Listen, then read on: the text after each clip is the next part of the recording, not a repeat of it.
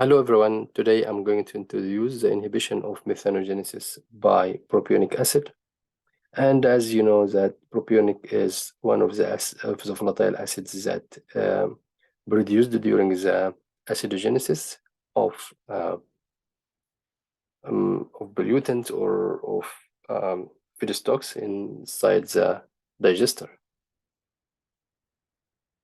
So what happened here is that a number of methanogenesis was negatively affected at propionic acid concentrations between 1500 and 2200 milligram per liter. And here, this blue here, you can find the references of this articles here that you can read more about this topic. And the propionate concentration of up to 8000 milligram per liter can be tolerated, which means that bacteria and archaea may be adapted to this high concentrations of propionic acid. Of course, the inhibition is drastically increased with the reduction in the pH, because basically the unionized form of propionic acid is increasing, and the unionized form of the propionic acid is the most toxic form of propionate inside the digester. Of course, again, propionic acid can also inhibit acidogenesis, but this is not really the topic for today. And of course, with acclimation of bacteria and archaea, they may actually be able to withstand high concentration up to maybe 8000 milligram, as I mentioned earlier. Okay. Besides that, I'm going to also introduce you to how to calculate the unionized propionic acid. Basically, to calculate the unionized form of propionic acid, we use this kind of dissociation of different acids, and this is basically the equilibrium. At the equilibrium, we can actually calculate how much of the propionate is presented as an ionized propionic acid.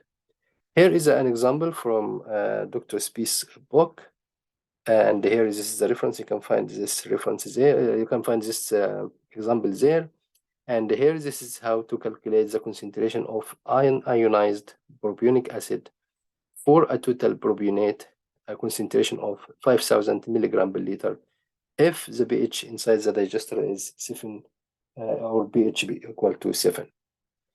So as you know that the ionization of propionic acid is here, this is the unionized form of propionic acid can be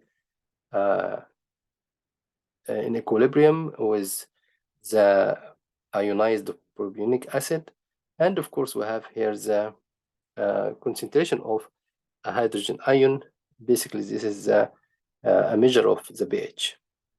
If we consider actually the pH is equal to pKa, and the pKa here is the quantitative value for the strength or the weakness of an acid, plus a log or the logarithm of the Br dash, which is the ionized propionic acid concentration, divided by the unionized propionic acid concentration inside the digester. Of course, to get the value for the ionized propionic acid, which is Br minus, we have to use the total propionate in the reactor, which is TBr minus the unionized propionic acid. And in this case, we can calculate how much we have an ionized form.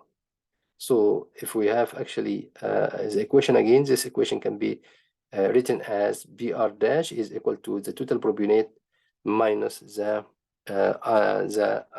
unionized form of propionic acid, divided by, of course, still the same thing if the unionized form of propionic acid. And after simplification, we can get to this equation.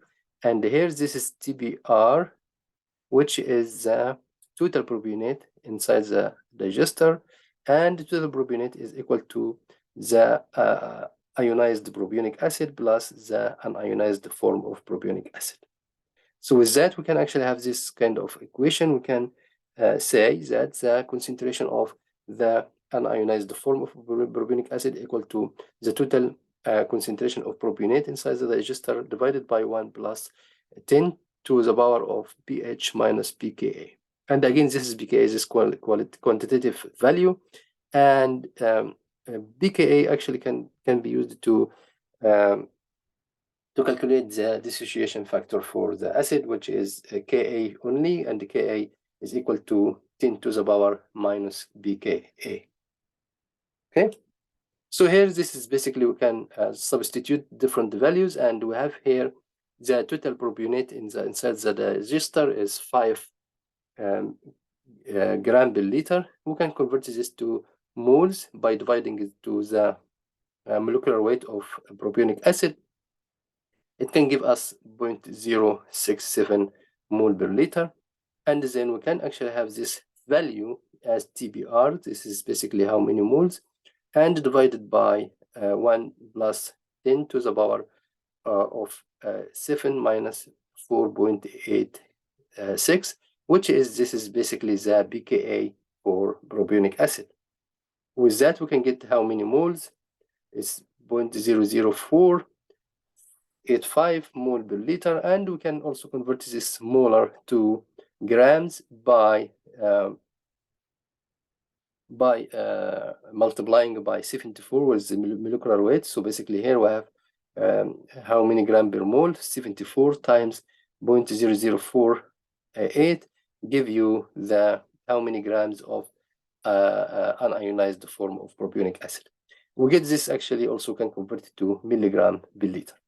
This one actually, this is very simple example to show you even here the pH, of course, can play a big factor in this case, and we can say that the more actually you have the pH, if you have a different value for pH, you can just substitute the value for pH, and the less the value for the pH, the more unionized form you will get, which means that the inhibitory effect will be increasing. The inhibitory effect of propionic acid will be increasing by decreasing the pH. With that, I would like actually to stop here and thank you. And if you have any comment, yeah, just please let me know. And with that, I will see you next time.